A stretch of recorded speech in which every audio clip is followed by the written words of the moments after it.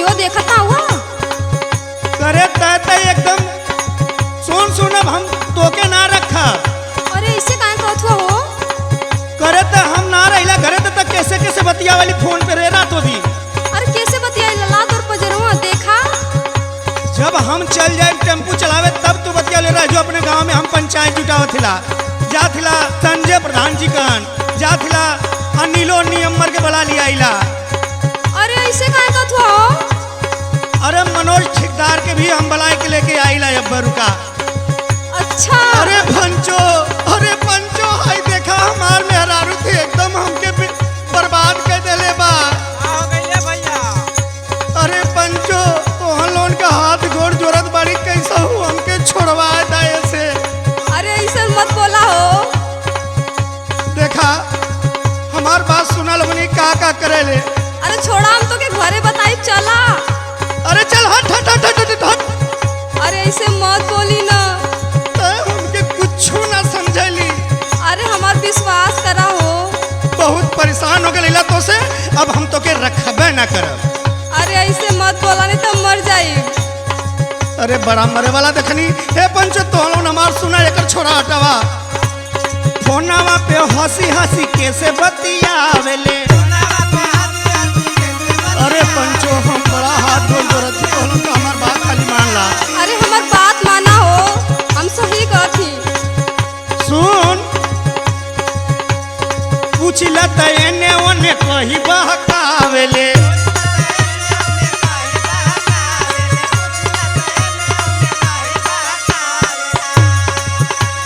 फोनावा पे हंसी हंसी कैसे बतियावेले। पूछला त एने ओने कही बहकावेले।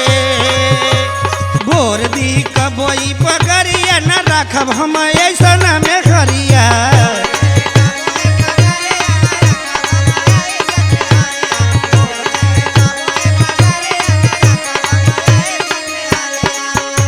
अरे अनिल नियमर जी तो ही देखा तो ही हमार संगी हवा बचपन के तो ही कुछ कहबा।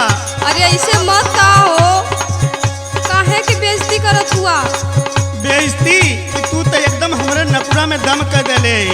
अरे ऐसे मत कहा हो। अच्छा तू हट जो आँखी से दूर नहीं तो हम तोरे अखिया में दोनों अंगुरिया न। अरे सुना। अच्छा बोल बोल बोल। हमसे तो मत बोल, कोना आना लोगन से बोल। संजय भैया से आय अंकित भैया से। ए भैया लोग सुनी आपो लोग। झूठा ही के हमारा पे शौक करता रे।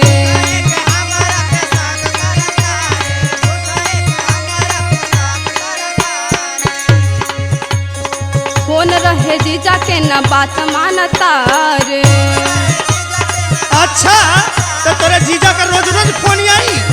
अरे जीजा का ना सबकर आवेला ना। झूठा ही के हमारा पे शौक करता रे। फोन रहे जीजा के न बात मानता रे। खाली इज्जत के उतारता रे परदा ना देखली हम ऐसा न मरदा।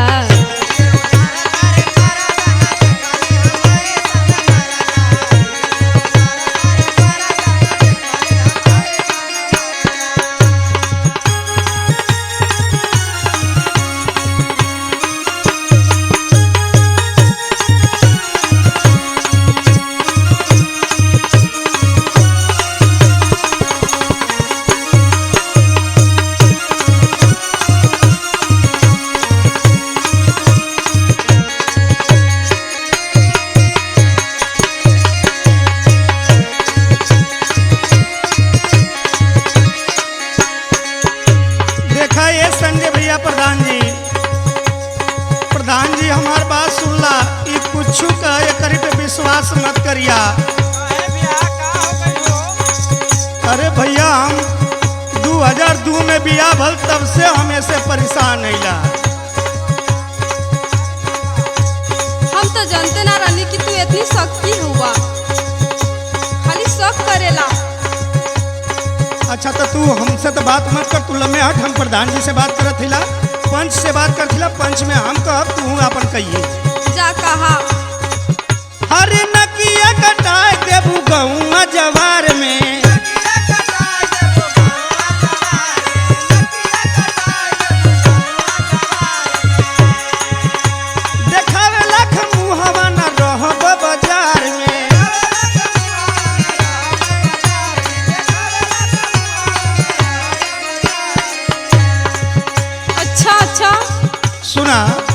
अरे चलल मुश्किल हो जाई डोहरिया न रखब हम ऐसन में हरिया।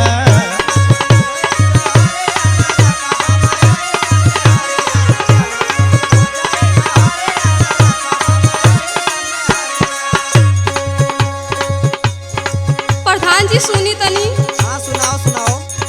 ई हमके ऐसे कहत हो, बतावा हम कहाँ जाई? हमार कोनो गलती ना है, खाली झूठई में शक करे न। अपनो गलती कुछ बतावा तब न मालूम चली। अच्छा सुनी, सुनावा। फोकटे में खाली करे ले बवाल हो।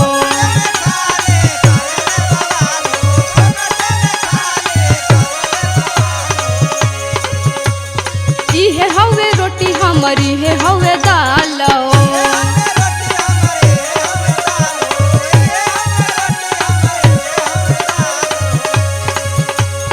फोकटे में खाली करे ले बवाल हो। ये हवे रोटी हमारी है हवे दाल हो।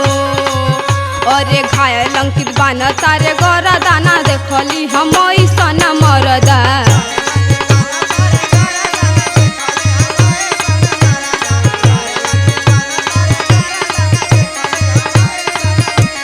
बोर दीही कभोई पकड़िया न रखब हम ऐसन में हरिया। इज्जत के उतारा तारा पर दाना देखली हम ऐसन मरदा। बोर दीही कभोई पकड़िया न रखब हम ऐसन में हरिया। इज्जत के उतारा तारा पर दाना देखली हम ऐसन मरदा। जौन भर जा लोग मिल मिला के रहा। चला अब ऐसन गलती ना हुई। अच्छा।